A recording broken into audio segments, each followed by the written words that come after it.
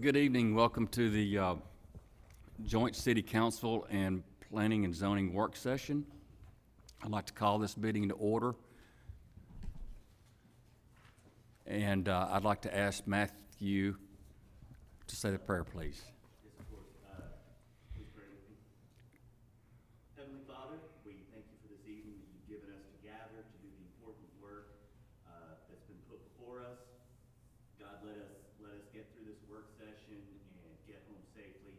In Jesus' name, amen. Amen. You'll stand for the pledge, please. Pledges. I pledge allegiance to the flag of the United States of America and to the republic for which it stands, one nation under God, indivisible, with liberty and justice for all. Honor the Texas flag. I pledge allegiance to thee, Texas, one state under God, one and indivisible. We have anything in open forum? Okay, next item's open forum, and there is none. Mr. Mayor, Lily Yes. is running just a few minutes late. She said go ahead and get started, but she will be here momentarily. Okay, thank you. Okay. Item 4, work session. Items included under work session are intended to provide opportunities for City Council to study and discuss various issues and gather and analyze information. Council will not take formal action on matters presented at a work session, but may direct staff to place items relating to the matter on future agendas for formal consideration.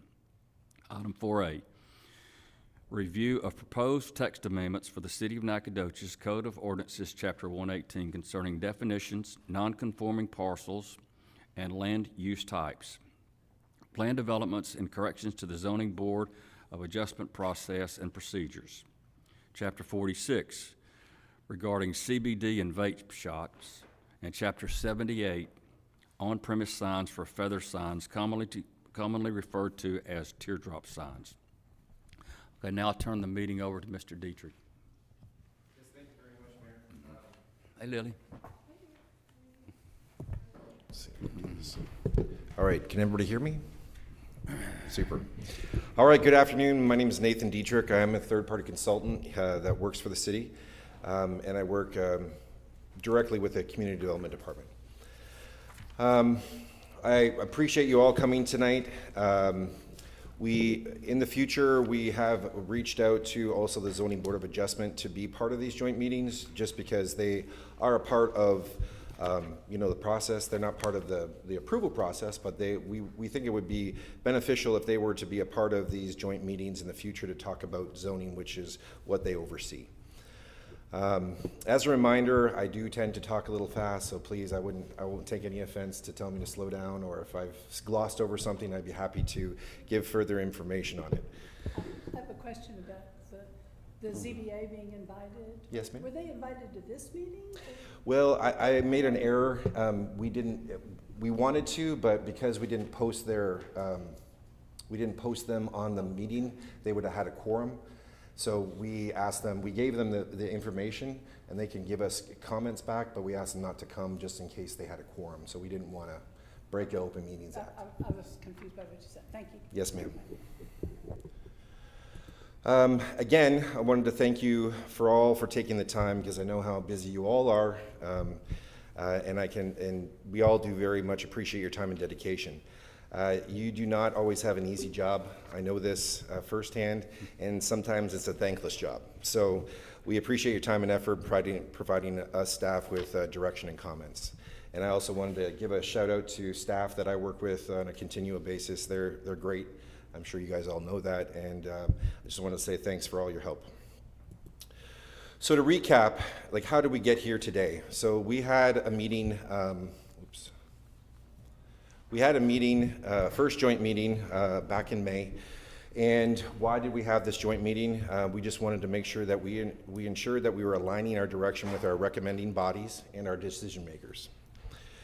We also wanted to give staff an opportunity to ensure we are in sync with the commission, the board, and council with their direction. And it also provides us an opportunity to pivot if we need to. In case we're bringing up something that maybe is not, maybe you're not wanting to move forward with it, then it leaves us an opportunity to kind of rethink that process.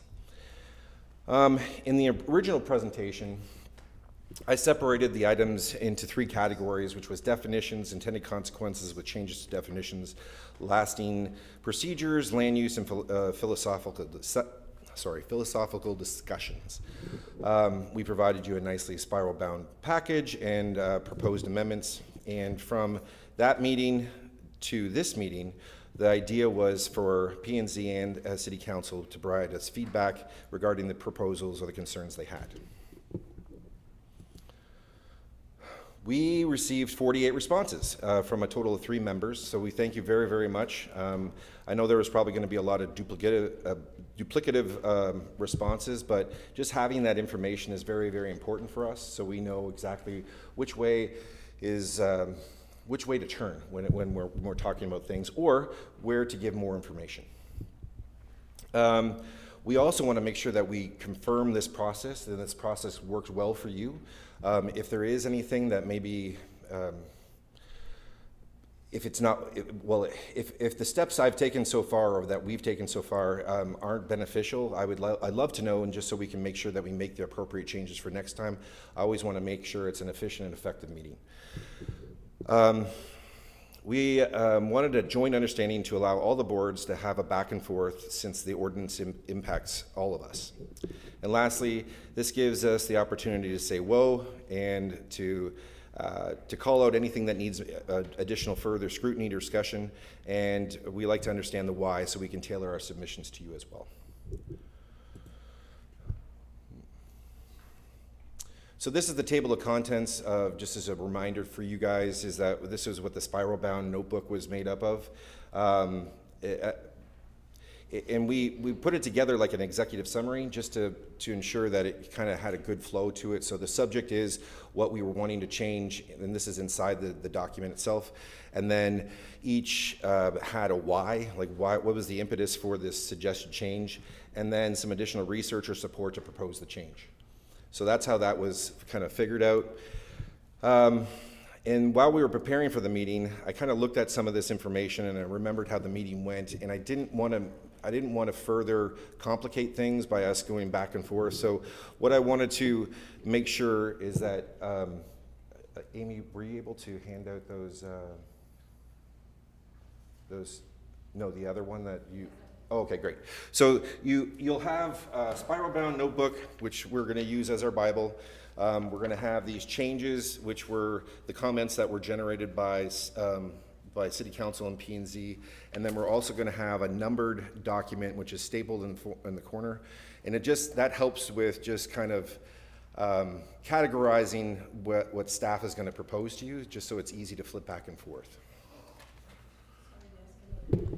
I have a process question. Sure. And that's that we have 3 people who were not at the May 7th who are here, and I don't know when they got materials even for May 7th. And we didn't get our materials back until 2 days ago when we had a big city council meeting. So I think I just want to be a little tentative that there may be questions that people have, and we can't assume that if they weren't covered in a comment that was sent to you, that they're not questions at this particular time. Of course, Because this is always. real serious business. That's Yes, all I ma'am. wanted to make sure. Yeah, Well, and- that was the case, but I wanted to. I was going to bring up a little bit later. I said it is not my intention to go over each of these Right. one by one, but if we have to, so be it, and that's okay. I just want to make sure that there's that flexibility.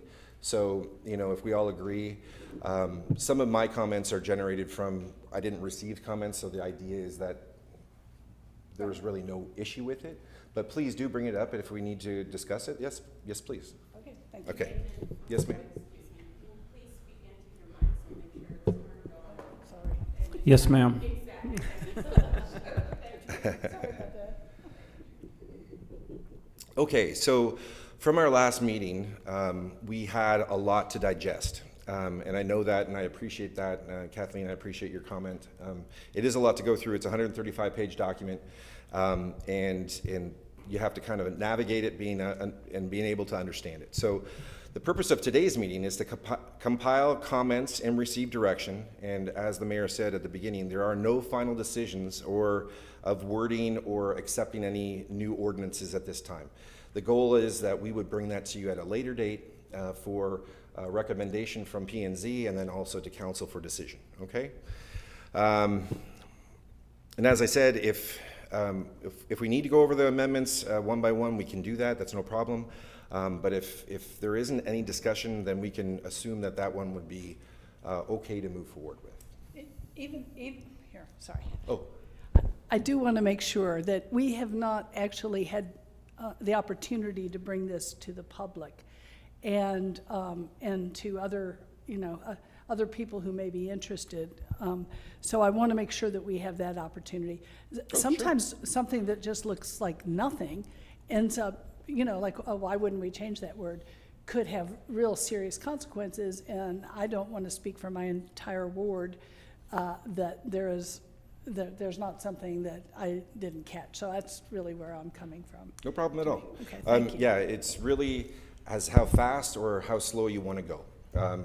We just want to make sure that we're taking steps moving forward towards something. That's our goal. Staff created a diary or a spreadsheet with responses for the ease of your review to see what your peers and comments and ideas were. So in the document that is stapled, it looks like an Excel spreadsheet. Those were, it's kind of categorized into where it originated, where the comment originated, what page it was referencing. I know there was a bit of, it might have been a little bit wonky because some people were referencing the page of the document and not of the overall document, so things got a little bit messed up, but I think everybody understands by what the comments were. The next is the comment that was made. The next column is the response from staff, and then the last column indicates kind of how we are orchestrating our responses. We also know that time is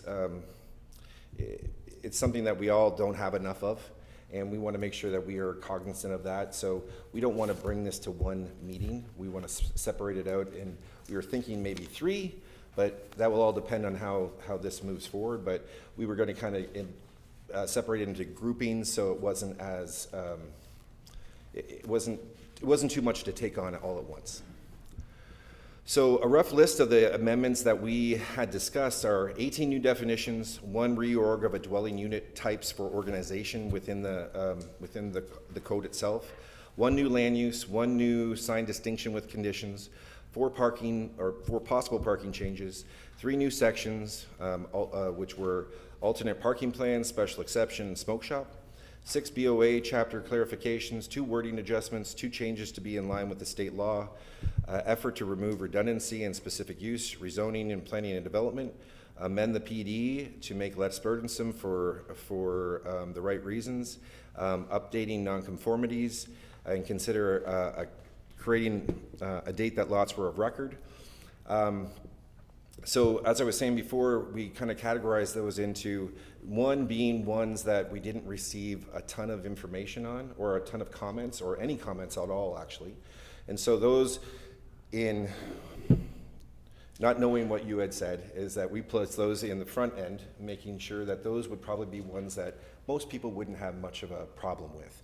And that whereas there was very little amounts of scrutiny, so we could probably move forward with those. And again, we'll go through them, and if there's anyone that objects that, then we can kind of switch those around, okay? Or revisit those at a later date.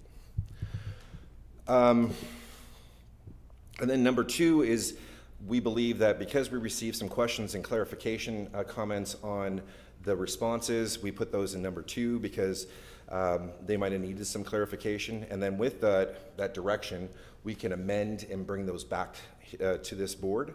And then 3, either staff recognized that they needed some additional work. There were a couple things that I did, I'll be honest, is that there was some oversight that didn't actually make the whole part of the ordinance make a ton of sense.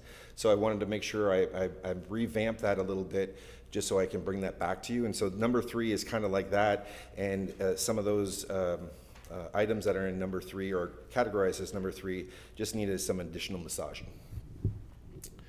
So here we go. So at this time, I thought it would be beneficial if we open the floor and we, since hopefully everyone had an opportunity to read the comments that were generated from P&Z in the City Council, and if anyone had any specific questions in regards to any of these, and or comments or rebuttals or whatever that might be, I thought we would open it up. I didn't necessarily want to go one by one. We can if that makes more sense for everybody. But I wanted to open it up first to the floor to say, you know, if it's just 1 or 2 of these, then we can go through it very easily. If it's more, maybe we will go through it one by one. So was there any other specific questions that were related to these comments and responses given by myself? Okay. We just got them. Oh, okay. So then we'll go through them. So I don't know what to tell you. Okay. Okay. So we're on page 6, or this is the first page here. It was a P&Z comment. Basically, I'll try to summarize, make a summary of it, and then try to summarize my response, if that's okay. So basically, it was the term families is used in definition, but R4 doesn't allow it by right. Unrelated individuals occupy a multi-family unit. So basically, it's getting into actually the change of, and what I see it as is that there is a proposal to make a change to the multifamily definition, and then also the actual want that staff was proposing to you was actually a reorganization of some of those dwelling units that are called out for single-family residential. And what we ended up doing was, or what we were proposing, was to adjust that, having the prefix of dwelling unit. So when people come to our city, they look for these types of dwelling units and definitions, that they all just go to one section, versus right now they're, you know, page 1, page 5, page 10, you know, they're all over the place. So this was just more of a reorganization.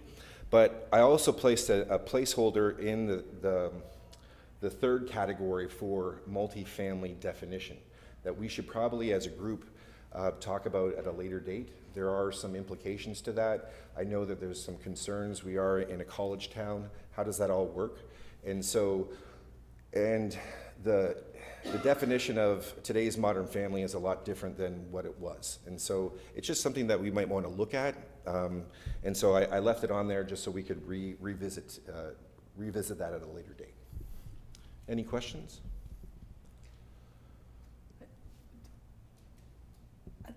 Did you define dwelling unit in here? Because I know I had questions about a dwelling unit, and I know I sent in some recommendations about that.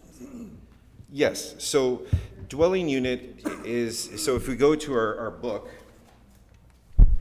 if you go to our book under page 5, or I'm sorry, page 6, no. Yeah, page 5 and 6. So what happened was we just put dwelling unit in front of our current definitions and made some minor adjustments to those definitions. And so we also want to make sure that we might want to bring dwelling unit back at a later date too, because they might have further implications. I know there's a lot of different discussions that we could have, but again, low-hanging fruit is what our goal was, and so this was just a reorg. So some of those get into further scrutiny and further discussion. So we were trying to hit the easy button when we were providing this kind of change, and I know sometimes it spurs other types of changes, which is great. I think it's awesome, but we might want to revisit that one at a later date because it's going to generate a ton of discussion. So it's not like, so is there anything in here that you're saying is done, or we'll come back to that? just trying to understand. So we, the proposal is to keep it, the easy button on this is just for the reorg of dwelling unit, and that it's dwelling unit, single-family attached, dwelling, single-family detached, dwelling, so the organizational part is what we want to change, and then we can come back to those, That's great. those Definitions. definitions at a later date. It's good with me. Yes, ma'am. Okay. Any other questions on that? So moving to the second one on page 1 of 12 is a rehab care facility institution. And then we talked about the word or criminal conduct. Let me ask you, did we check the box on the first one? We checked the box in two different ways. We checked the box meaning that the organizational part is what we're going to bring back to you at the earliest that we can. Okay. But then the multi-family definition, we're going to revisit at a later date. Okay. Because Jerry and I have been talking, we have some suggestions to bring forth, but we foresee it to actually have it's going to generate a larger discussion. Right. Yes, yes, sir. But we did check the box on. We checked that, and then we're just Okay. going to make sure that we leave that other one open Perfect. for a new definition. Okay. So quick question, I'm sorry, I gotta ask, because I'm new, and so this is my second meeting. I got this awesome document here with all these wonderful red marks. So the purpose of today is we're just walking through, just for my own clarity, we're not really worried too much about the nitty gritty. We're still hanging up here at the 30,000 foot view. Or are we, we're at Some of it- 30,000, we're just Some of it jumping up is, and yeah. down? So some of what we proposed is high level stuff. I mean, there is some changes to some verbiage, some removal of some verbiage. There are other questions that have come up that that wasn't our initial intent. So you'll see that I'm kind of pivoting a little bit to say is that we'd like to fix it in the ordinance, but there might be another time that we should come back to it and talk about it on a larger scale, because it's going to have, there should be some, or there will be impact for it. Okay, so like when we're talking about defining a dwelling, I mean, it is defined, you have. It's a- already defined in yeah, our you have ordinance. Yes, a sir. proposed definition, we're just not ready to accept that definition yet. So we have a definition of a dwelling unit already, right? Then we also have definitions for multifamily, for single-family attached, single-family detached. And what we're asking to do right now is just put them all together under D for dwelling, right? So everyone just goes to one location. There has been some other comments that the multifamily definition itself needs to change. We're not changing the definitions. We are just reorganizing them inside on this particular one. Yes, Gotcha. sir. Appreciate Yes, you. Thank Yes, you. sir. Okay. Again, with the rehab care facility, the second one, there was discussion about adding additional descriptive words in relation to some of these types of group homes or boarding homes, however you want to discuss it.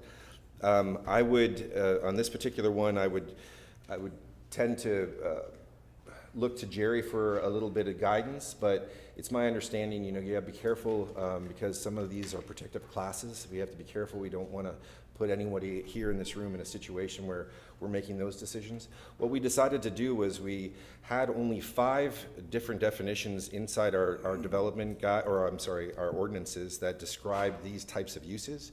We are proposing to add 5 additional. It just gives more opportunity for staff to choose the right one. We recently, about 6 or 7 months ago, had one that came in that didn't kind of fall under the definition perfectly, and so we were trying to, does it fit here, does it fit there? This just gives more opportunity and flexibility to direct it. Yes, it fits under here and fits under here, and we believe that it's going to help organize the land use for that particular type.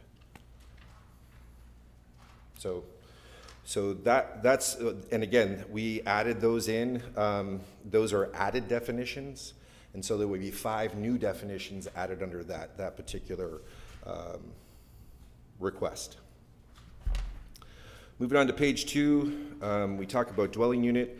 So we don't have those definitions, right? You're just, do we have? Yes, so if you go into your book, Okay. And you are to, It's okay, you don't have to, but we can look at that at a later date if we have questions about those definitions, right? yes, ma'am. So it's, the way that this is organized is that you'll have Right. the subject, the why, and the kind of the description. Okay. And then right behind it, what we did was we redlined the actual ordinance to what we were proposing at the last meeting. So we already have redlined the ordinance with the changes that we would like to see. Okay, so nothing changed because this is from May 7th, correct? Right, so those are still the same. Those proposed changes are still the same. And we have not adopted any new definitions at this point, but we're wanting to adopt those definitions and put them in our ordinance. Okay. So, And so if given the thumbs up from this body, then what we would do is we would go back and we would put those in our definitions table, and then we would associate them with a land use, like a zoning district. And then you would also see where you would put that in a zoning district, whether it's by right or by permitted right or by SUP. But we haven't done that as of yet, because we wanted to make sure that this was the direction you wanted to go. Nathan, I have a question on this because it says page 10 within our book. I don't see that definition in there. Is it under another one? I'm sorry? I don't see rehab under the definition in our book. Is it under a different page or a different word? I forgot. What was the actual word that was used for a decision? Halfway, that's right, halfway house. It's like, page one.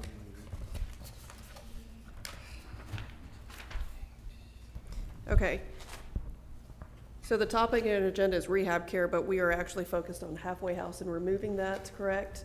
Right, so I think that was like the topic portion of it, and then the question by the member said, should we add in the wording like sex offenders and things of that nature? And the suggestion is that we don't. We believe that the new definitions that we've done, we're proposing to put in here, should cover anything that deals with any of that, because these are definitions that were either copied from the occupational or the state guide, and so it kind of has a more of a it kind of covers everything. Right, So- Nathan, but what I'm saying is that we don't actually have a definition for rehab care in the book at all. So it's on, look on page 20, beginning on page 23, I guess, of the book. If you see the bottom right, you'll see the numbers I'm referring to. 23. Which 23? There's page 23. 2 of 13 and one that says page 23 of 135. Yeah, the page numbers for the notebooks are at the bottom Okay. right. All right. Yeah. So, Not that we want to get high-centered on this one, but. No, not I at just all. need to- No, but we need to understand where the definitions are so we can.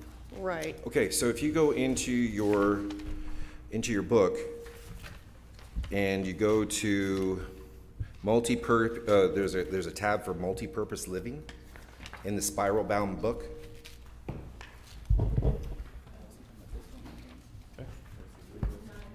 oh yeah, okay, so that's 31. Okay, that's page 31, we got it. Yeah, so what I was saying at the beginning is that some of the members that were giving Got it, thank you. And I recall having a brief discussion about this, so thank you again for pointing that out. sure. Okay.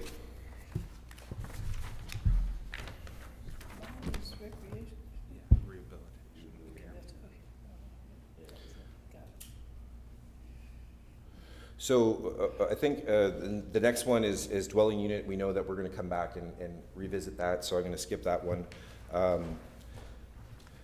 Shelter care, this one was bringing up the terms special needs, because in the shelter care definition, there was reference to special needs. We don't have a definition for special needs. However, in 118-1, any undefined term shall have the customary meaning assigned to the dictionary defined as that definition. So either we can adopt a special needs definition in this particular case, or I would recommend that we just do what 118 says here, so we don't need to adopt another definition. So none of these pages actually align, or do they? Am I? So, So we the just hard need part to- about it was, yeah, so when this person was doing their comments, they were going off of the page of, what was it? The earlier document. Yes, the earlier I docs. understand. And so they misrepresented those.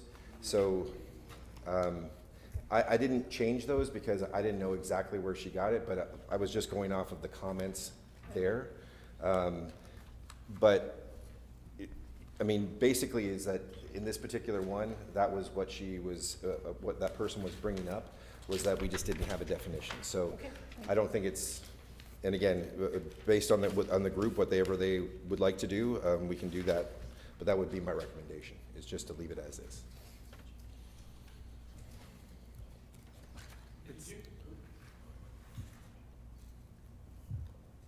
Turn this on. Were these comments distilled from a bunch of comments, or is it the exact comment that people made? No, these are the exact comments that people, this was copied and So- pasted. So the only ones that, this is what people said. This is what on people each said. one. Yes, Okay, sir. thank Yes, you. sir. Again, there is another multifamily dwelling, and we already had talked about that. We're going to bring that up at a later date. So some of these comments were related to, in multifamily, we also allow, we kind of do upzoning where there is single family, duplex, quadplex, all allowed within multifamily. However, there was a discussion that was going around that if you were to put single family in a multifamily, you would only have to park for a single family. And we're going to get to this one a little bit later, but what we're saying there is that anything in multifamily has to park for multifamily. Just because if you're familiar with new rental sites where people are building homes on a multifamily tract, but they are single-family detached homes, but they operate like a multifamily, if that makes any sense. So are you saying we'll come back to Yeah, that? we're going to be coming But- back to that one. Yeah, Or it's all in the big dwelling thing? yes, ma'am. Okay, thank you. So, Nathan, I'm sorry, clarifying what you're saying about that. Go back to your last comment about parking. Can you repeat yourself on that? sure, I'm actually, Lily, I'm going to be bringing that up Okay, in just a okay. bit. Great. Yeah. So duplex dwelling, there was a comment about that there should be some adjustments to the definition. Our response is that we are just adopting a new duplex. Actually, we didn't even have a duplex definition within our code.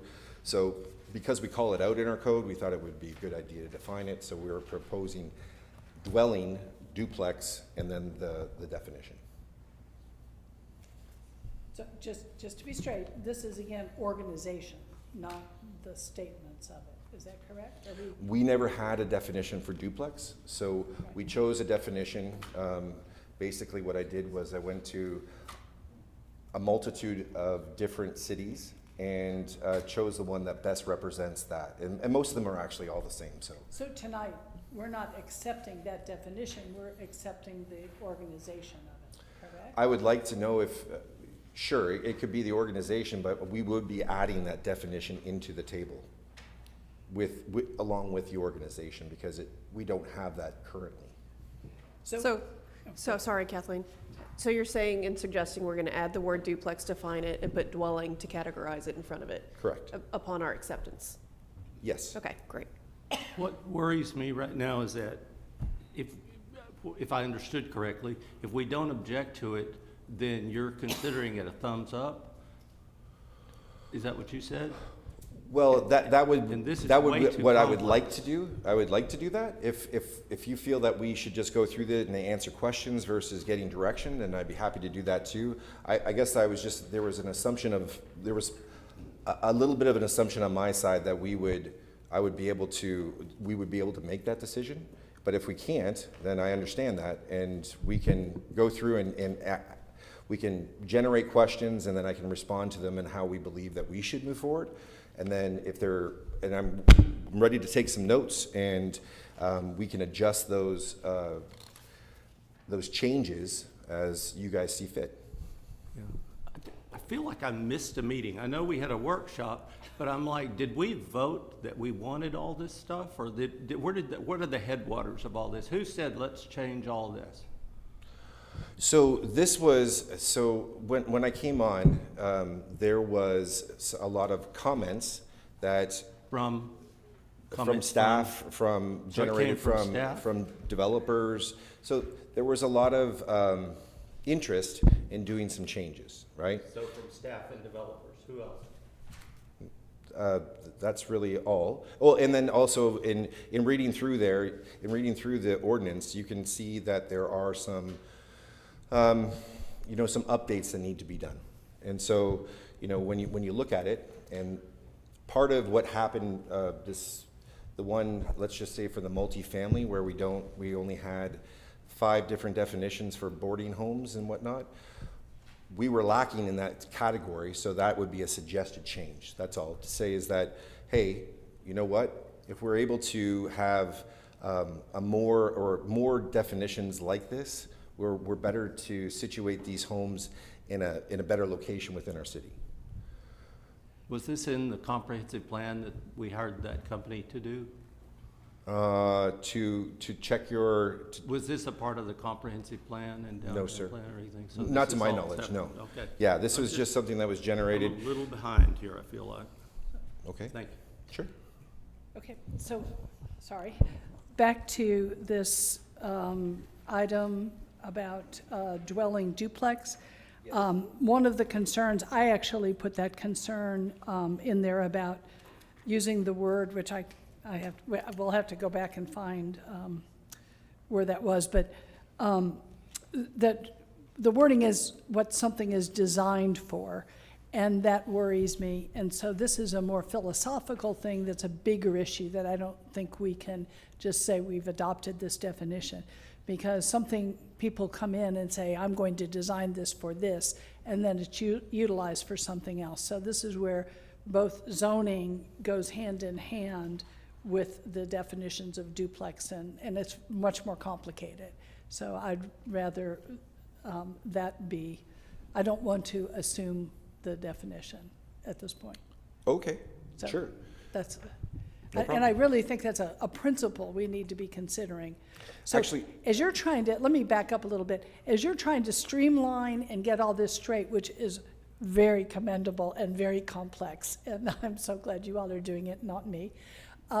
We also have other things that concern us, and some of those are, we have sometimes things within neighborhoods that may or may not belong, and we have to protect our neighborhoods. We also have students who are living in single-family dwellings. So there are several principles we have that may not be, we come from one end, and instead of just trying to clean it up, we want to, I personally want to Yeah, protect and maybe certain what I things. need to say too is that you as a body, that won't happen in one session for sure, right? This, again, from staff's perspective, is really a lot of these things were very, and I don't want to keep on going back to the term, but low-hanging fruit, meaning that the consequences of it didn't seem as dire, you know what I mean?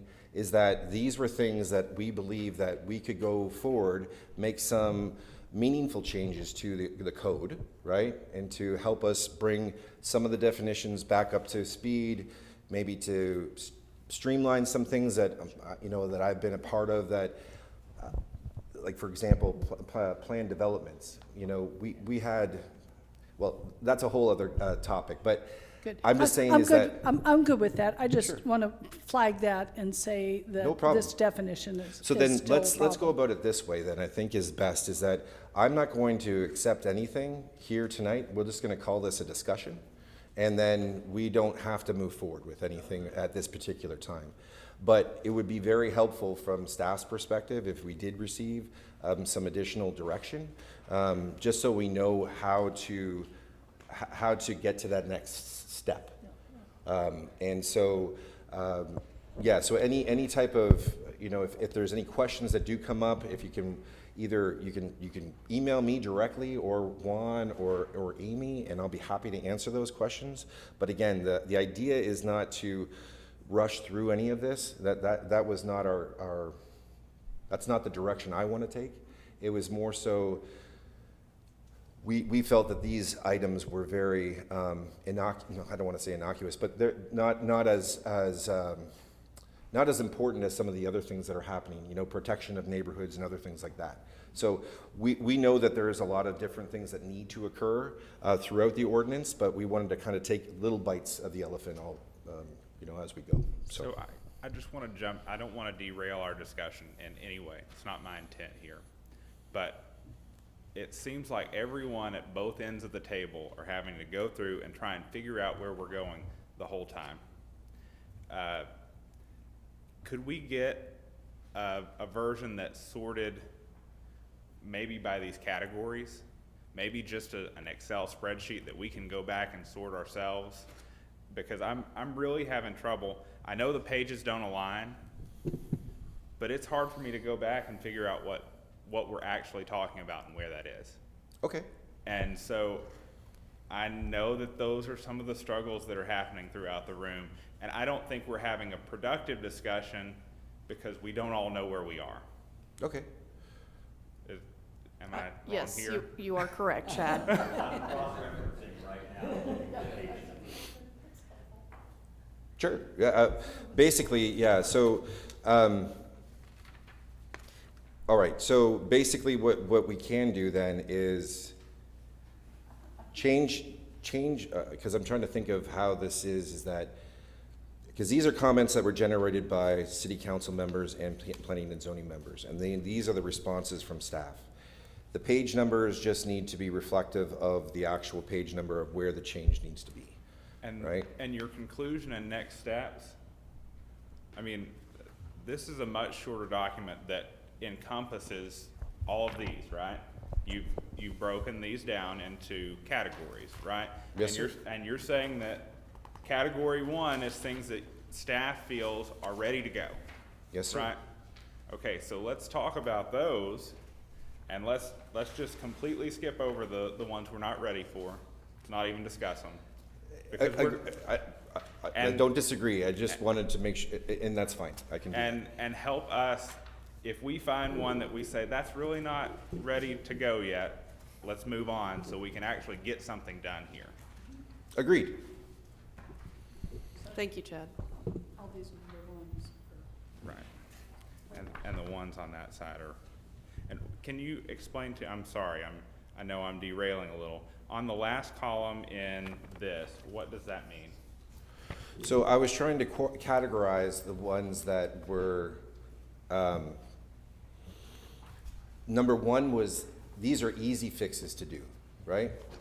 So I was putting them into a category so everyone knew that number 1 is ones that we feel that are ready to go. Okay, so the far right column on this one matches the category progression in this one. So. Because the titles aren't the same. So I knew that there was gonna be some sort of, if you go to number 1 here, the category in number 1, these are the ones that I would like to move forward with. But I guess what happened at the beginning is that we trying to change the way that we were going to go about this, because not everybody had an opportunity to read it. And I'm in that same boat too, but And we might be able to pick the ones that, like, I think we can go through feather signs, smoke vape shops, I don't. Yeah, so that's the But it's idea. just you've got a bunch of these that are ones that are big discussions, and I just am like, I don't.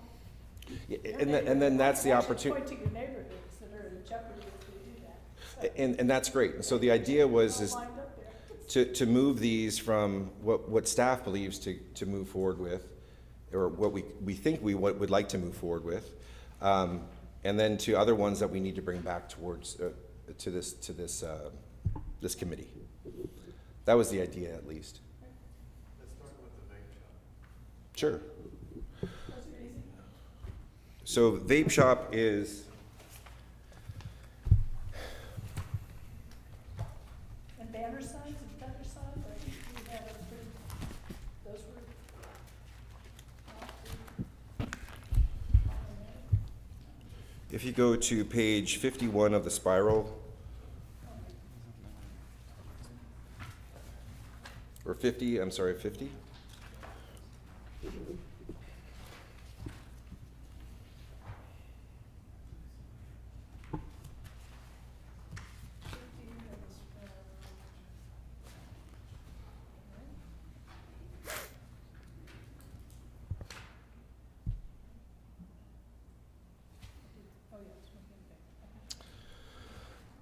Okay, so basically what we were asking to do for, we wanted to regulate vape shops, and they were called out in chapter 46, I believe it is, but we also wanted to put them in as a land use.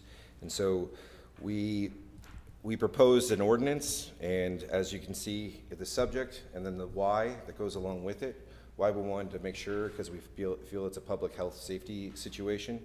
And we wanted to restrict the number that we have since there was such an influx into the city. And so basically, on the next page, on 51, are some of the changes in chapter 46 that we would like to see happen, which would be the updating of retail tobacco, vapor, and smoke stores, and removing retail electronic smoking device store.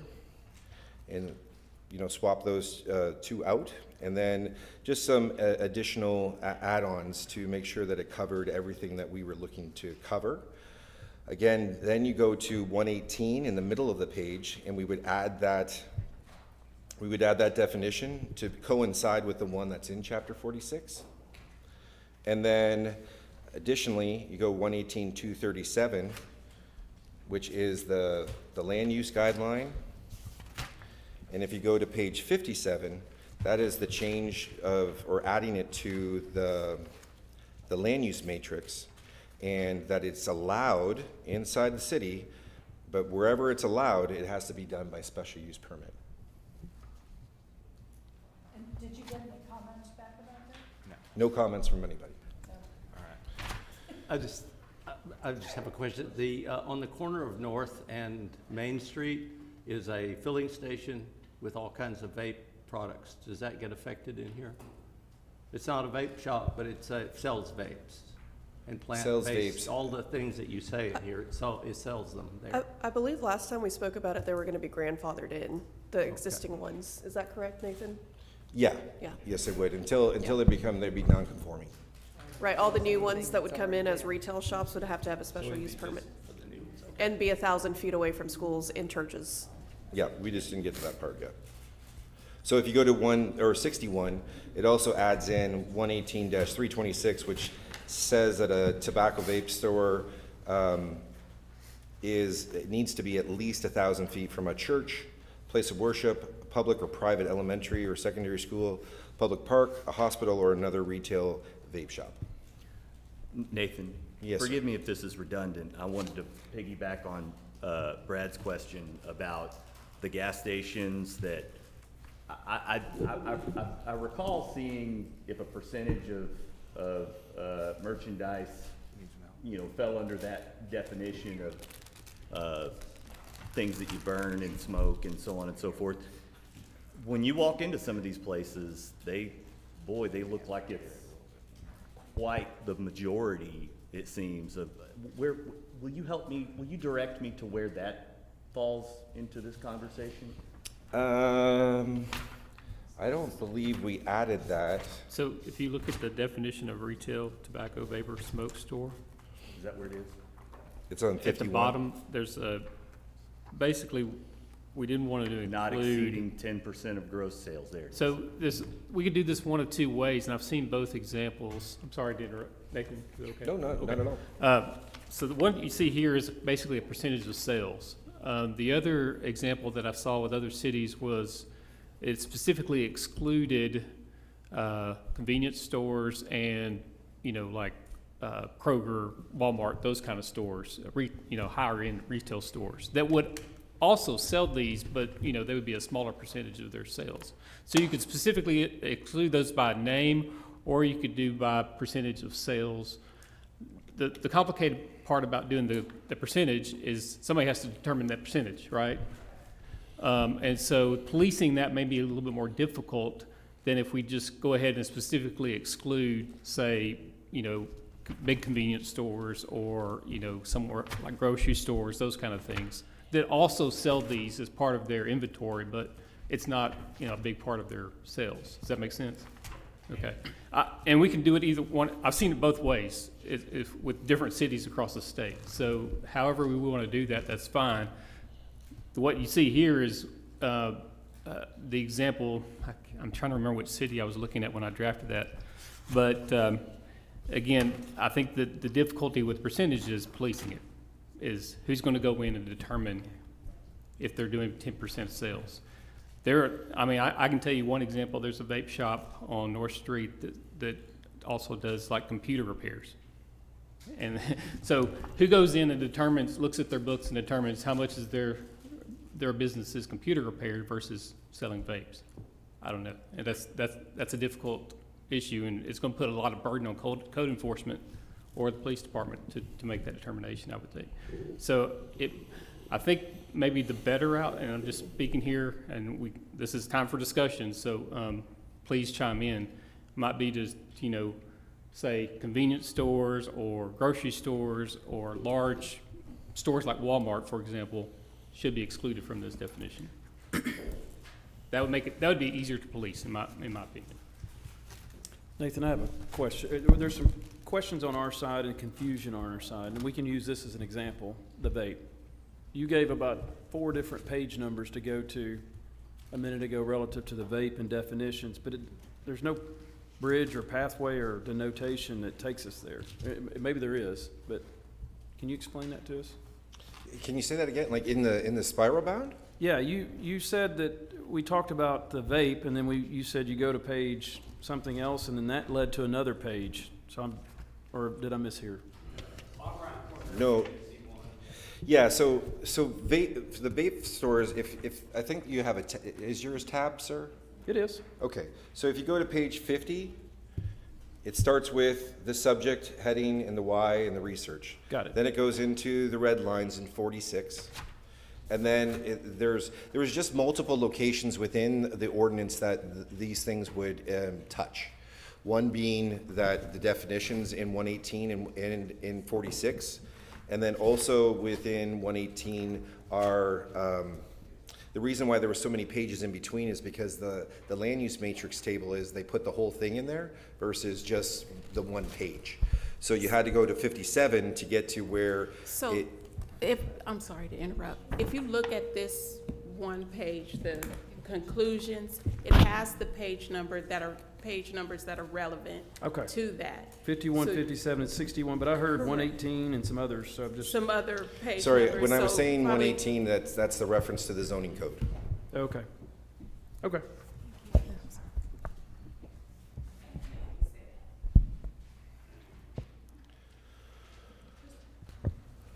But going back to Jerry's discussion, do you guys want to classify to exclude the convenience stores, Walmart, or big box stores from the definition of vape shops or retail tobacco shops?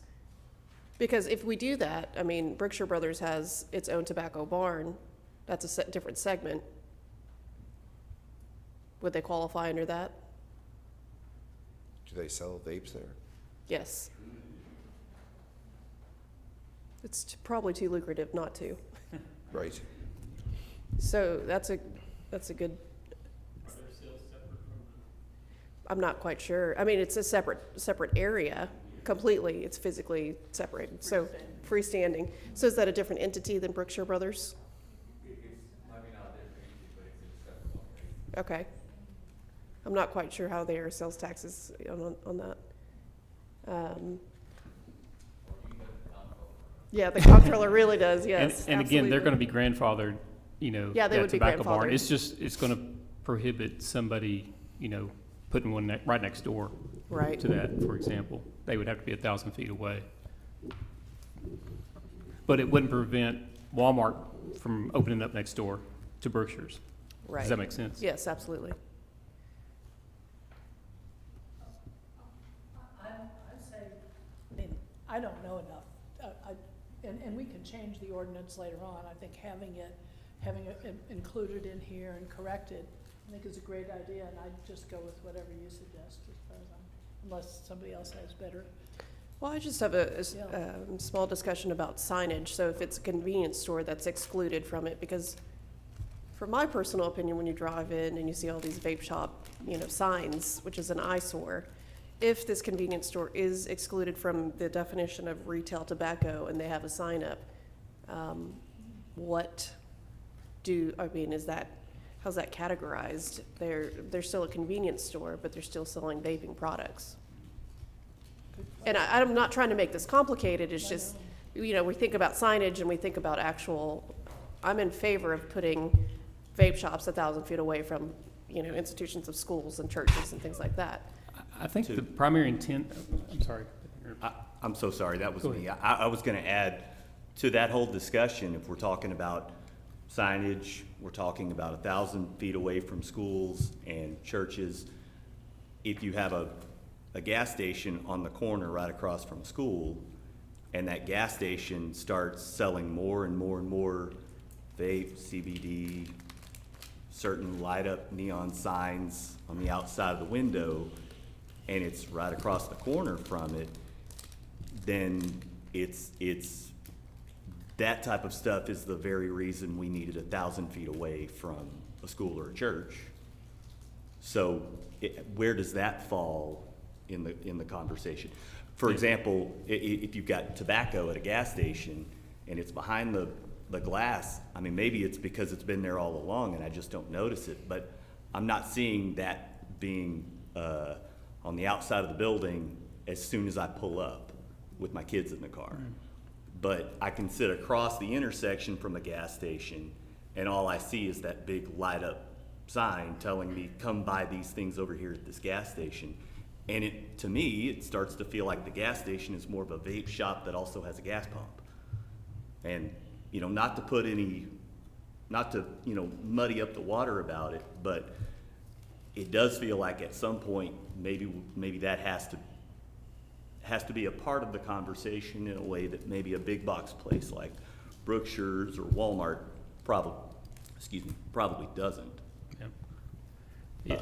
It's gonna be, there's always gonna be a kind of a gray area. Sure. Where Yeah. the intent of the law, somebody's gonna always try to find an exception to the Right. rule to try to get around it. Absolutely. And it may be that we have to come back and say, look, this is not working, and these exceptions are coming up, and we're seeing these convenience stores basically become, a vape shop in name, in convenience store in name only, and we need to do something about that. So, I think we just need to get started Sure. something, because these things are popping up everywhere. Yeah. And so if we don't do something, then they're going to continue. Right.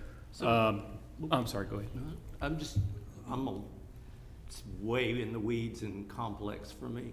What are we trying to do here with the vape shops? Do you not want them are you trying to sort of ban them in the future? Is that what we're doing, or? Well, are you talking about the overall objective of why this is? What's the overall objective to this? To limit the amount of vape shops that are popping up, generally speaking, because we see them on every corner and all over our town. And I'm not for vape shops, I don't do any of that stuff, but are we also working on donut shops and No. small loan places? That's pretty funny, because we always joke about, if you want a donut, come to Nacogdoches, because they're everywhere. But no, Mexican vape shops in restaurants, particular, why we- because of health concerns, kids that are utilizing and adopting it in junior high schools, there's a big problem in schools right now. So we're trying to get rid of it, is what you're actually. We're trying to do. limit the amount that actually is here so that we can have a safer public in health, and limit the amount that is, well, I'm speaking from my perspective, not on behalf of everybody else's. I was like, what? And Lily, I want to support that comment that you made about teenagers and how prevalent it's become, how the abuse of this stuff has become. I believe it was the beginning of school last year, we had these new, I believe it was students 2nd grade and up, no questions asked, DAP for any student in possession of one. And that includes a child, a 2nd grade, or maybe it was 3rd grade, I forget, who picks one up and says, "Teacher, I found this, what is it?" No questions asked, they're supposed to go to an alternative placement school because the abuse of these products is so widespread, it's such an epidemic, and that's why I brought up the 1,000 feet from a school or a church. If it's a problem for our kids and it's available right across the corner or right across the street, as far as them being more and more and more, I mean, I like building businesses. I like opening new businesses and putting people to work and growing our economy, but not at the expense of the safety of our kids. So, thank you. Sorry to interrupt you. That's all right. I just think, like, at least on a city council level, it seems like you would just say, do you guys want to limit vape shops? Yeah, I think we do. So therefore, it seems like planning and zoning ought to get into the weeds about it and come up with all that stuff. It's just, if we start going into these little tiny details here, we're gonna be here for another week. We will be. I think we're all in consensus because there wasn't really any comments about it that we all want to enact this, I think. So this is just a discussion on it. Yeah. to start somewhere. Right, absolutely. Yeah. And that would help me, like, if you say, hey, Brad, do you want vape shops or not? Okay, no. Do you want to do you want to let developers build buildings without parking? No, I don't want that either. So if you put it on that high level, I think we can have some answers today. But as far as tweaking words and stuff, I don't know if I could do this. It's beyond my IQ. That's great. I don't mind at all. Sometimes the reason why we do that is because there are people that like to get into the weeds or like to understand exactly how it's going to impact somebody. Well, we But will of when course, we go I would love home, to but- keep it up. I'll keep it very high level. If we want to go right to the pages that have 1, 2, 3, and 4 on it, those are all the types that we're going through, and I can ask you the question, and we can go on from there. Well, Does can we that just, work? yeah, can we just say we did this one? Because I think it's. Move forward with it because, Yeah. yeah. Yeah, move forward. What you did is And- great, and the other unless one- Jerry decides that Yes. we need something other than the 10%, whatever Sure. y'all Yeah, decide. we can always revisit that. And then if I things would change. also like to tab in the signs, maybe we need to address it in signage too, Sure. when we get into signs, because I think we might restrict signage about vape, at least near schools and stuff, so. Okay. All I would like to offer another one that I think there was no comments whatsoever are the feather flags. Yeah.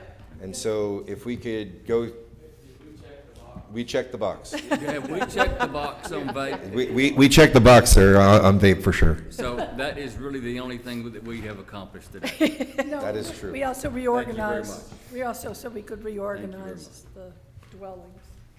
Yes. I don't even know where the box is. It's my box, right here. Oh, your box. Okay, feather signs. Okay, Feather flags. so for signs, if we could go to I mean, feathered flags? feather flags, yeah, but it's in the sign. Okay. If you go to page 35. 35.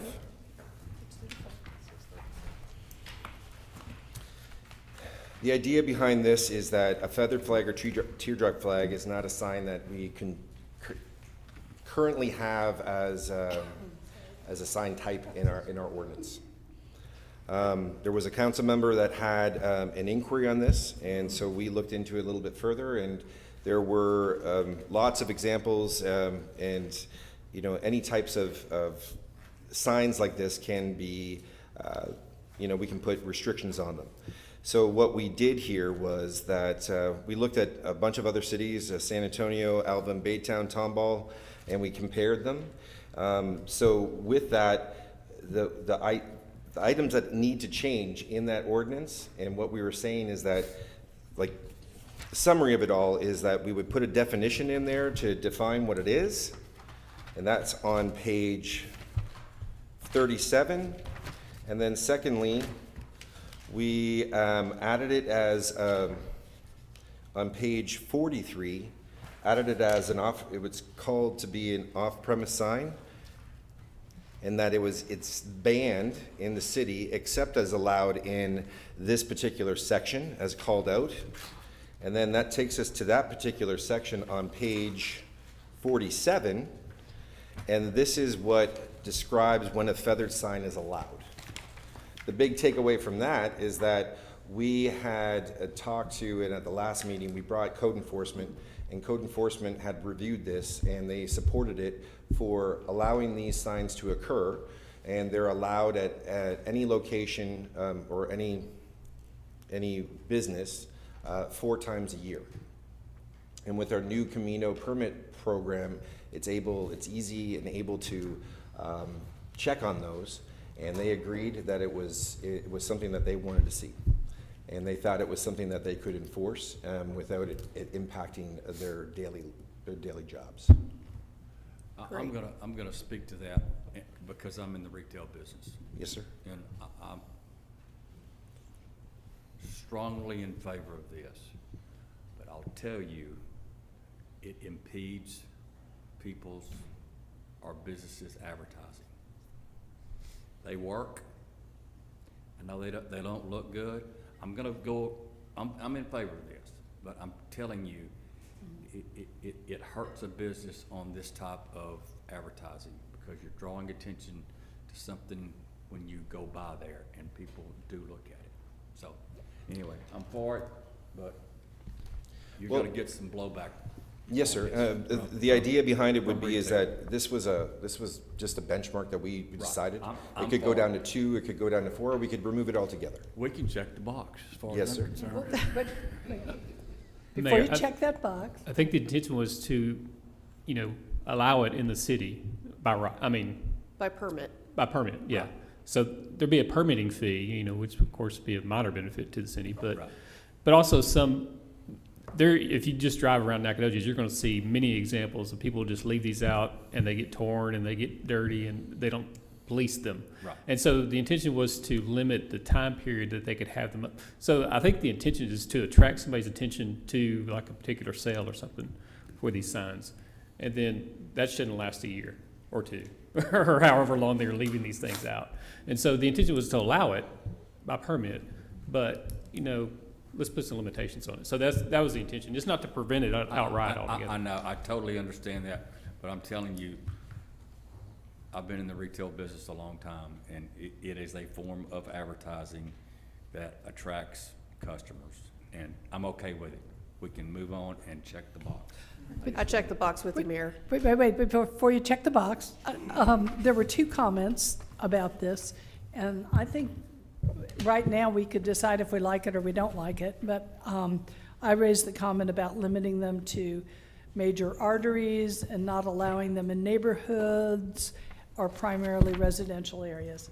Now, I put that in there. If y'all disagree, that's fine, but I think it's worth talking about, and we could add it or not add it. Well, and I see this in residential areas Right. all the time. Right, I'm thinking of Garner Street. It looks So just to address that, Yeah. sorry to interrupt again, Nathan, but, the way our sign ordinances are laid out, basically it begins with, residential and then kind of goes through the various zones. As you see 78-98, Page 44. yeah, page 44, are signs permitted in B1, B3, and M zoning districts. So these signs would not be permitted in the zoning districts that are less than those, or, other categories. It would only be B1, B3, and M zoning districts, and the industrial ones that would come after it. So the way our sign ordinance is laid out, it starts as residential R1, and then continues to build up until you get to industrial. Does that make sense? Saying it would not be allowed In in residential, residential. correct. So if you go back to the previous page, page 43, Are they allowed in historic areas? no, That's, Well, that's what it says. that's what it says. Historically overlay. It's not an actual zone. so, yeah. Show me Says So- signs are allowed as follows. B1, Sure, sure. B, historic and M zoning district. The historic, downtown historic district, okay, I see what you're saying. So yes, So no.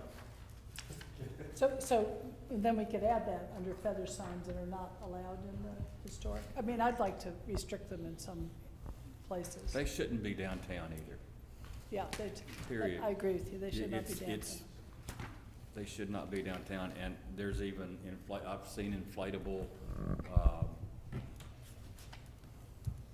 back and forth things So- Things. in front of, Well, that gets to the question, what is downtown? Right, It's the brick streets. but defined by a map.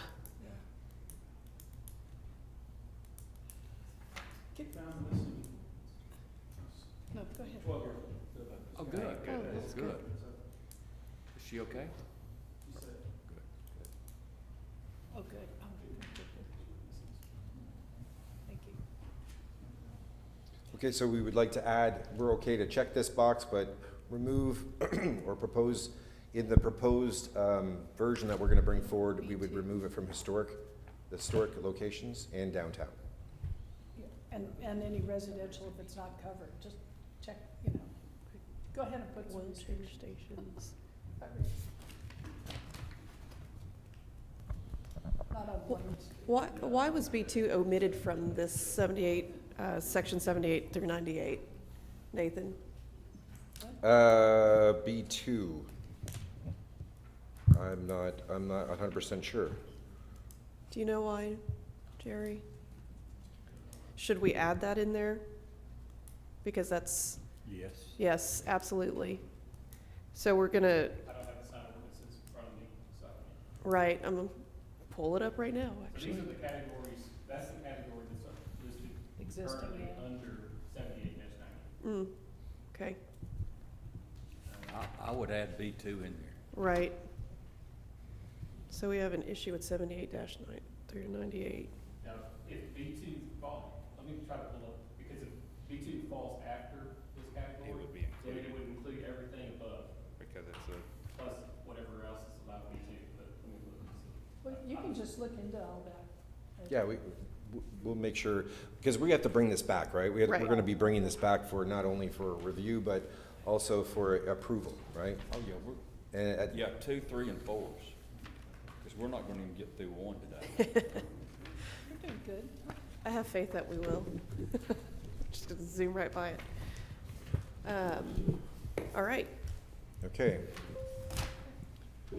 So now moving back to, so we got those two taken care of, all right? Feather Silence Vape Shops. So I wanted to discuss the parking, and this is the one that you spoke of, Lily, that parking in R4, no matter the construction type, multifamily parking. That's under page 73, 74, and 83, and 89. So if we go to 73 and 74, please. This looks more complicated. Do we want to go to an easier one? Or we, because it's a 3, right? That's all of Category 3. no, there's ones No, I have it in category 1. Oh, parking?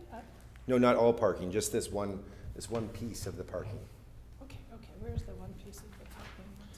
So in Oh, we're on another page again. 73 and 74, Cute. I failed kindergarten. I actually didn't. so the concern that was brought up here was that Right here. See?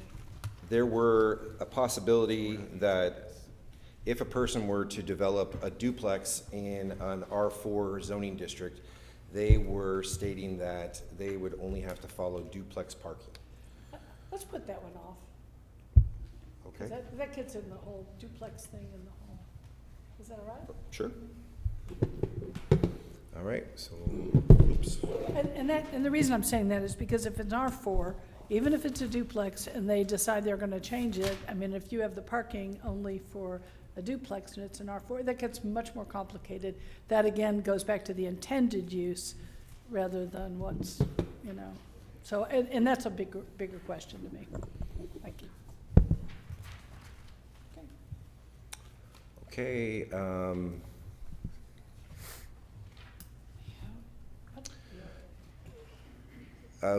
let's try protest for page 97. This is very straightforward. I feel like I played bingo. Protest page.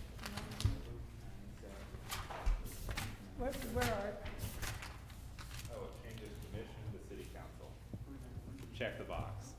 Great, It's literally one change. that's it. Check the box. Yes, we're moving forward with that.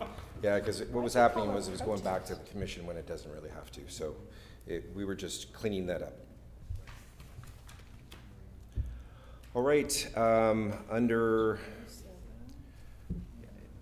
the BO, and I know this is gonna have to come up at one time or another, but under page 100, this is the Board of Adjustment changes. We would like to try to move forward with some of these if we could. The two being the most, and again, we can say that we'll talk about this later, but we wanted to bring it up because, just because it's in, we would be in line with the state code, is that the dates for appeals for decisions by city officers, under this is under page 102, section 118-100 of the appeal of the decisions of city officers. We're changing that from 90 days to 20 days to be in line with state law. Or we're proposing to change it from 90 days to 20 days, so we're in line with state law. And the same goes for under subsection C on page 103, under hearing, we were I'm sorry? Page 102. Hey, I do have a quick question about this particular, I think I got two things, and I got a question for council, but then I also got a question for you, so we'll start with you. With this particular item, I don't know about anybody else, but I'm not comfortable really giving you any input without hearing from the current members of the Board of Zoning Adjustments, right? Because this particular item deals with that particular group of people. Am I understanding that correctly? well, yes, but it also, with everybody, can you appeal something after 20 days? And that's just across the board for everyone, or just specifically to this? To the zoning, it's in the zoning code. It's under 118 yeah, so this is for the appeals for anything related to zoning. Okay. And under, yeah, so where we're getting this number from is actually the local government code. And it is, I want to say I think it's chapter 212 or 211 or 212. And then that stipulates the date or how long you can appeal something from. And state law states that you can be as restrictive as them, or you can be more restrictive, but you have to at least meet their minimums. So more restrictive would be lesser a time. So you're saying that state law requires it be 20 days or less, 20 days or more? Or less? Less. You can be more restrictive, but not less. So we're currently operating with a 90-day window. Okay, so where do we publish our planning decisions? How is someone going to know that the planner has made a decision and make an appeal in 20 days? Do you have a 10-day window for an open records request, right?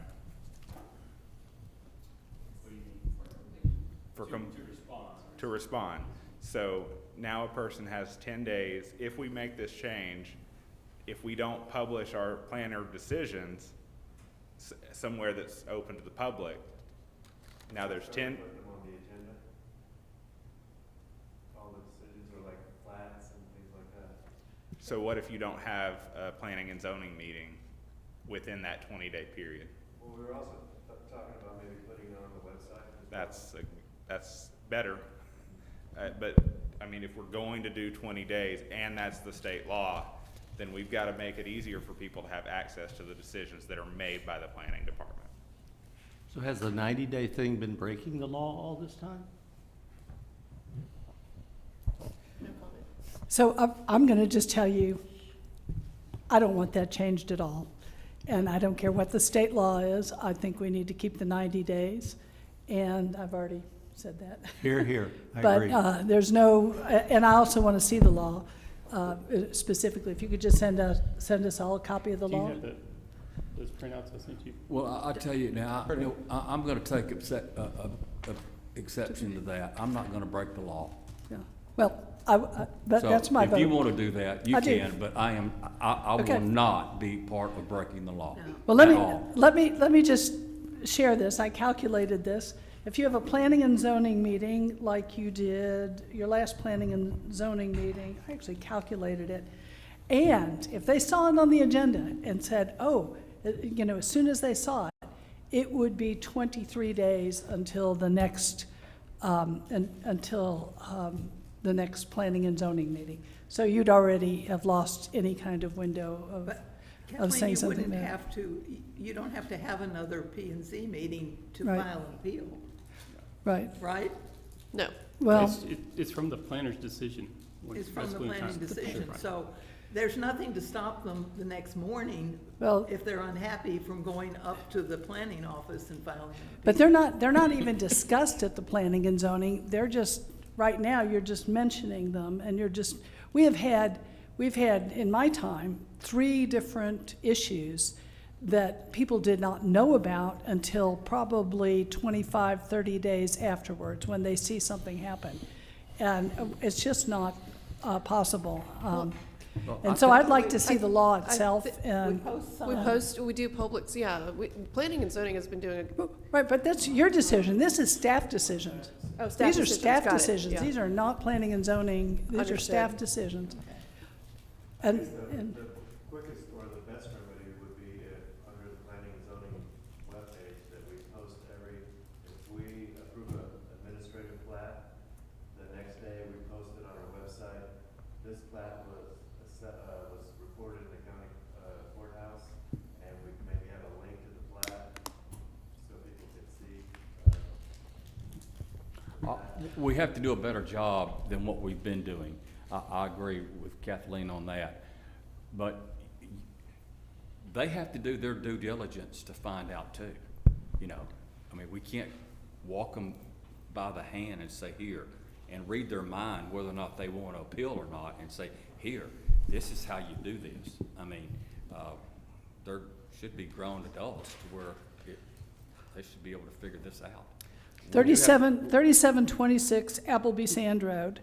That was an administrative decision. It didn't go to planning and zoning. Nothing happened to it. It happens to be that property that is either industrial housing or what's the other term? Or a straight house. Right now it's in shambles because it was blown apart, because it's like nothing. And before, the 20 days had long been gone before people saw it right there. The decision was made by staff. It never went to planning and zoning, it never went to anything. And there are people still, I walk into Rotary every day and this gentleman comes up to me and says, 3726 Appleby Sand. I mean, because it's near his property. 1102 Logansport Street. There were staff decisions made on that it didn't require a variance, when it obviously did require variances. And those were staff decisions, and they were made, we were long past the 20 days, we were within, and that's with me being on the city council and asking to be flagged when there was a decision made. 720 Martinsville Road, Appleby Sand, drainage going into the business on the Appleby Sand Road, and I know there's one in your ward that, all staff decisions, all of them. In fact, I think I listened to your comments that the thing on Martinsville shouldn't have been approved. And, Should it, okay. no, I don't know, I have what you said towards the end of the meeting. That shouldn't have been done that way. It was a mistake. But anyway, I've got it written down. These are all staff decisions, and that doesn't mean, the staff has a lot to do. There's a ton of things that happen, but they have a huge impact. If there's a staff decision over on Appleby Sand right outside of Pinecrest, there could be a staff decision right there that affects that house that's been there forever, that's falling down, they could make a staff decision that evidently, that could have that manufactured housing or industrial housing or whatever it is, that was a staff decision. And you wouldn't know it until you actually saw it go up. So we just have to, unless I don't know what the remedies are, I need to see the law myself to see what it says. I don't want to get it thrown in jail, but I sure don't want to change that 90-day right now. 90 days is short anyway, so that's my 2 cents. And Okay, well, you get a copy of the law, but if it is the law, I'm not gonna be any part of breaking it. okay, well, we can have a vote on, I mean, all these ordinances will be voted on, so. I'm just telling you my perspective. I know. I do appreciate it very much, you know, breaking laws and not breaking laws, but we got a whole, For it now. yeah, right. Why do you want to? I'm glad I have an shorten it so attorney to, much? It's the, What's the I urgency? think that's the It's the difference here, state. sir, is that it's not what I want. It's not what Well, I mean, I'm just I'm asking, why proposing. do we want it then? Because it's the law. it's the state law. And so, But aren't we a home rule? Is That's state law the state law for everybody? Does every town in Texas or wherever have that 20-day appeal rule? Yes. yes, sir. So we've been living for how many years with 90 days? What is that? I don't know. Can I, Since the can I 1970s? Can I explain? Okay, so the rule that we currently have is based on the prior rule, or prior version of chapter 211.001 of the Texas Local Government Code. Under the prior version of that ordinance, or the statute, I'm sorry, it basically allowed the municipalities to choose the time period. So it set a reasonable time, and all the municipalities across the state got to choose what that reasonable time was. The city of Nacogdoches chose 90 days, okay? So what happened was, in 2019, the legislature came back and amended the statute, and the legislature said 20 days instead of a reasonable time. They struck that language, reasonable time, and put 20 days. So basically, we've been operating since 2019 under what was under the old local government code. All we're trying to do is trying to update it to what's under the current local government code, so that our ordinance corresponds with what's current state law. So, this is what we call the shot clock, right? That's what we're talking about. That's the, No, No. it's No, not, sir. it's not related to, that's all. no, sir. but it's from the same session, right? Same, in 2019? It may have been the same. I Because don't it's I don't 20 recall. I can't remember when that was, if But it was 2018 or, it was either 2018 or 2019, but I forget. But that's about plats also, right? Yes, sir. And the time period that you have to do it, or it becomes Approved So- by, approved. So this is not related to But plats. that- So This Yeah. is This- any decision is- by the city planner. So this is talking about, decisions of the city planner related to the zoning ordinances. Okay. So And that's what the section of the local government code applies to, the zoning ordinances, not Can subdivisions or you, plat. can you remind me of the code that you? Sure, I have it right here if you'd like to look at it. It's Can you, I actually want my attorney to look at it, so if you would please send us the whole part of the code, I'd Jer- appreciate it, so we don't have to look it up. Yeah, can you repeat this? Do you- I'll, I'm sorry, do you mean me? Yeah, I mean, because you have your hands on it, if you could just, But you said you Pull want your attorney. Are you my talking about me? husband, no. Oh, I'm sorry. Sorry, not you. Okay. what's the statute? I'm sorry, is this confusing? My personal What's the attorney. statute, code? It's 211.01, 010 of the Texas Local Government Code. 010, Mhm. okay. And I it mean- talks about so under 211.009, that's what gives authority to a ZBA of what they can decide. And one of those is the appeal, of the city planner. One, it's talked about variances, special exceptions is another category, but it lists those categories. And 211.010 talks specifically about the appeals of the decisions of the city planner. So if you could copy them or do, Sure, I can give you the whole history. I'll give you the, Get the, whatever you can. I'll give you Kathleen, I'll be the, happy. We can make a Word copy of it So- and send it off to you. Quick question for Juan, then. It's on the books, so I'm operating in my head that we're moving forward with it. So city planners, can staff generate some ideas on how we can further market or project that quick? Do you have options already? Well, that's what I was gonna say a minute ago. We can, the inspections department, they have the software to generate whatever permits were pulled or approved. And then I can work with the inspections department, we can post that maybe like once a week. And then, planning department, it won't take me any time to, whatever plats we approve that week, we can post every Friday or every Monday.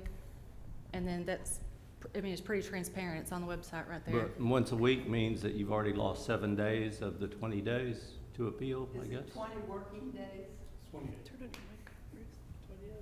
calendar days. And, you know, I think some of this We had comes to from, post everything that we do on the website. That's a full-time position right there. That's well, I'm a not lot of work. asking you to do more work, I'm just questioning, you have 20 days to appeal, but you don't hear about it for the first 7 days or something, maybe. What's Is the that qu- possible? I what's the think where quantity? some of this is coming from is when they said these backflow meters have to be in, and they have to be installed, and they have to be done in the city, and that's the law. And then all of a sudden, when it was challenged, they went, well, it's not really the law, it's just a lower, we did it to the highest level possible rather than the legal one. So I think there's a little bit of instinctual caution in people when you're like, well, we're gonna go from 90 days to 20 days. And, Well, understood. and Yeah, it may yeah. be challenged. Does that mean that I've been everything? saying this since the beginning. It's a trust thing, right? It's a trust factor that has to be there, right? So you have to build trust, right? Yeah. So part of what we're trying to do is with these changes is also not only just to get it up there, or to make sure that we're in line with the state law, for one, but we're also trying to make sure that we're in line with what we're doing overall too. And I can appreciate everybody's comments for sure, because you're not sure why they did it, or there has been, what I've been listening to is that, automatically because of how certain things have happened, the planner automatically is wrong, right? But there are always two sides to every story. And again, I'm not fighting one way or the other. It's just more so, it's very interesting to me. So what we just need to do is that if you're asking for this as part of this discussion, we will get you that information. Okay. And then we'll be able to make a good determination of what those next steps might be. So just to clarify, I'm not accusing people of anything.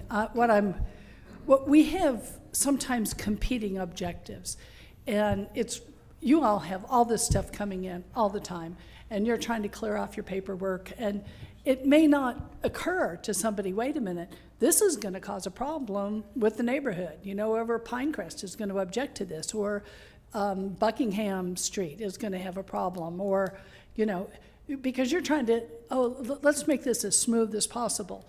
But at the same time, we have a kind of competing interest that is people want to make sure their neighborhoods are safe and good, and that things aren't being done just automatically that seem logical but really have other unintended consequences. So so we, because we represent all these people in all these neighborhoods, and I wouldn't be on the city council if it weren't for 1102 Logansport Street. I mean, I was drafted and shoved into the position just to even challenge it. I just even put it on a city council agenda. So there are people who feel very, very strongly, and as we get more, I know we have as we get more used to thinking, where might there be a problem? You might be able to flag it a little differently and say, we're going to give this permit, or we're going to make this decision. But boy, I can see that might be a problem for Pinecrest. I better flag it or call somebody, or I don't know if that's inappropriate to note that, because it's very hard. I mean, you're right. You make decisions all day long, and some of these you think, well, who cares about that? Well, some of them are important. So that's really where this is coming from. And on purpose, you want efficiency. We want you to be efficient. We all do. We don't want to hire 3 more staff people when we need to give our police raises, you know, but we don't want to, I'm going way too long, I'm sorry, but I just wanted to clarify that. And I do want to get the law before we ever, and then look at alternatives, but. Okay, I, go ahead, Lily. Yeah, I'm looking at it right now. The appeal must be filed no later than the 20th day after the date the decision is made. On receiving the notice, the official from whom the appeal is taken shall immediately transmit to the board all papers constituting the record of action that is appealed. I'm going to go ahead and state that if it's the law, we should update our records to reflect the law. I agree. And I understand that there are concerns that we have within our municipality, but there should be a process in place with city planners, you guys, and the city staff to alert them of the 20-day change, like a notice that says you have 20 days to file, and it has to go out mandatorily and required to, so that they're aware that they have to contest it within that time. Well, I want to look at the remedies and the penalties and everything else that go with it, so. I'm not going to jail for this. I'll go for you. I promise you, I'm not going to jail for this. And normally, the person that appeals is the applicant of the particular, so they know when the decision was made, and Right. they have 20 days to appeal. I think we're going back in time on some things in the past historically that have happened that have hurt some people's feelings. I would really like to stay in the present and go forward with our intentions of cleaning this up. And stay in the moment and not go back to hard feelings on things that have happened in the past. And let me ask y'all something. How much further can we go in this meeting? How much more can we get done? I think we're done too. I think we're gonna just have, if everybody agrees, I think we've kind of hit a roadblock here to where we're gonna have to recoup. I got you. Group. May I ask a question before we go, just so I make sure that, what's the best form for me to get this across to you? So is it something like that spreadsheet that shows just the page number and the red line? Would that be the best way to go about it? Part of what and again, I'm not making excuses, part of what I wanted to share was just, because there was an inquiry to make sure that everybody that made comments, that it was available to the group, so that's what this was. But if it makes more sense for me to do it like in a spreadsheet with the page number and then some of this other stuff, I just want to make sure that I'm meeting your expectations. So for me, I would like to have this, but in an Excel format, not in a PDF. Okay. Just so I can go and sort it and filter Oh, it. you actually want that? Okay. I want the Yes, sir. original. Okay. That way I can do something with it. Is that all right with y'all? Absolutely. So we all serve at the luxury of city council. Is there anything that we can do to make this more productive moving forward? Is there something that we can do homework-wise to come back to city council? Just trying to think outside the box where we can help. If the objective is to continue to move through this and get to some end state, is there something that we can do separate to help the city council? Or continue with the joint sessions and ultimately we'll get somewhere with it? I think if you came in and said, okay, here's what we want to do. We want to follow the rule of law in Texas. That's the law. This is the change we're going to make. People wouldn't be going 101, 13, 46 hike kind of thing. They wouldn't be freaking out over paper. They'd say, or if you come in and say, listen, we want to reduce the amount of parking that there is for a building in R4 or whatever, so we know what your goal is, then we can kind of get a handle on it, because we'll immediately go, oh, I don't think so, or yes, I think so, and then we can get into the weeds. Right now, I'm being covered up with lots of page numbers and facts and flipping back and forth without really having a chance to just grasp the whole issue. Like, okay, I get it. You want to stop vape shops being close to children. Okay, that's simple.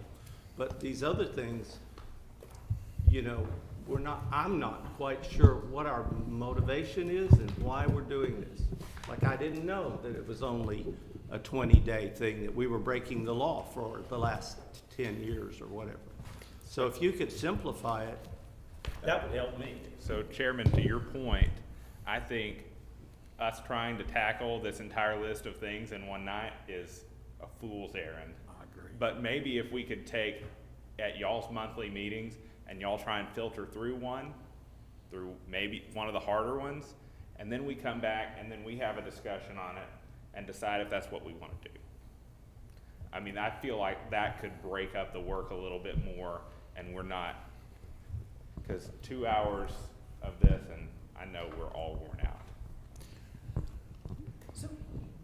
So I have a question about input. I think some of the harder ones, I like having our discussions together on some of these things like duplexes and what we're talking about. Those are the meat of this to me that we have to talk through together. So I'd like some of those, rather than you all think about it and then us coming back and saying, well, I don't agree with that, or I agree with that.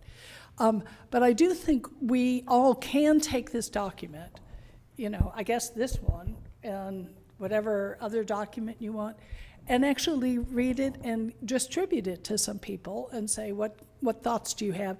And then when we send them back to you, if we can just send them in a Word document, because it was so hard to send our thoughts to you, or our questions. And actually, some of mine were eliminated. But if we could go ahead and have one more thought, you know, going through it, because I know you probably didn't have a chance to go through and make some comments, and I don't know if you did, Ruth, or. I didn't get it till a couple of days. Right, because and Blaine, you just got yours. So we have 3 new people, and then I'm not sure that all the comments got back. And you might want to ask the ZBA to comment too, because you can give them this document and give them some time to, and then give us back the comments at least a week before, you know, so we can read them. I think that would be very, very helpful. And if we could split, I mean, and I agree with you that, you know, let's have bite-sized, you know, discussions over one topic at a time. If you came in and said, number one, here's all the laws in Texas that you guys are breaking, and we need to correct that. I'm serious. We would go, okay, box check. Now, next, here's the parking thing that we need to tackle, instead of 118-03 kind of thing, because we're not city planners. So that would be helpful for me. Yeah, I think the first box needs to be comply with state law. Yeah, And that's pretty simple. And there's I don't think anyone is saying go out and violate, I don't think. We do need to comply with state law. And we don't know which ones are breaking the law and which are not, so that'd be an easy box to Yeah. check. That needs to probably happen now. There you go. Yeah, there you go, Yeah. there's the priority. Yeah. Number one. My attorney's reading it first. And there may be interpretation. I mean, that's what lawyers do, and, you know, there's always challenges, but at the end of the day, we need to be complying with state law, so. So if you can work on whatever that is there just, Do you have clear direction, Mr. Dietrich? Okay, good. Okay. I want to, one thing I'd like to say is, whatever we do and whenever we finish, it will not be a perfect document. I can assure you of that. And the last thing that I want to see happen is us get bogged down in the weeds like there was a particular committee when we were doing what were we doing? Master plan. Comprehensive plan. Yeah. That just absolutely, boom, went bust. I think our goal should be to all come together and give them the information that they need. We're not gonna all agree, but we can respectfully disagree and move on, you know. So maybe next time when we have this meeting, we can be much more productive than where we are tonight, so. in planning, I'll, Yeah, I'll make sure that I think I got my marching orders, so I'll make sure that it's a little bit more streamlined. Okay, okay, thank you very much. I don't want to volunteer for everybody on it. We'll do anything we need to do to help city council move the ball down the road. I think we all agree that at the end of the day, we serve the citizens, and they deserve the best process that they can have in interaction with our city government. So we're here to serve you guys. So. But you all will write your comments too, correct? Mhm. Give them? Absolutely. And just so as just one last point to make is that what we'll be bringing towards, or as a text amendment, that you'll be seeing at P and Z and at City Council next will be the vape shops, feather signs, and making us in line with the city. And Perfect. we'll bring those. Great. Does that make sense to you? That's great. Thank Okay. you for your attitude. It's really kind. We checked 3 boxes today, that's great. Okay. Where are you going to get the nearest drink? That's Yeah. And by the way, I do want to comply with state law, just thought I'd tell you. You're already on record, Kathleen. You cannot, you're already on record more than once. I know. That's More than okay. once. Sue me. That's what you need to talk to your attorney about. In bed, Okay. right? In bed. Yeah. That concludes the work session. We will now go into executive session. Executive sessions are for city council to receive information and Does deliberate P&Z have to conclude? on matters. Do we what now? We have to Do you have to conclude. conclude? Well, we have P and Z adjourned as well. Thank you. All right. Okay, matter specified, and I'm sorry to get in front of you. I'm sorry, I didn't know y'all had to adjourn, so. Specified in subchapter D of the Texas Open Meetings Act, council may reconvene an open session to vote on the matter. Mr. Mayor, are Yeah. we excused? Yes, while you Okay. are. A consultation with the city attorney pursuant to Texas Government Code Section 551.071, deliberation regarding attorney's advice concerning pending or contemplated litigation or settlement offer, owner, or a matter in which the duty of the attorney to the governmental body under Texas disciplinary rules of professional conduct of the State Bar of Texas clearly conflicts on this chapter. Okay, it is, 8:12, and we're coming back into open session pursuant to, Texas Government Code Section 551.071, no action taken. This meeting is adjourned, and God bless the great city of Nacogdoches, Texas.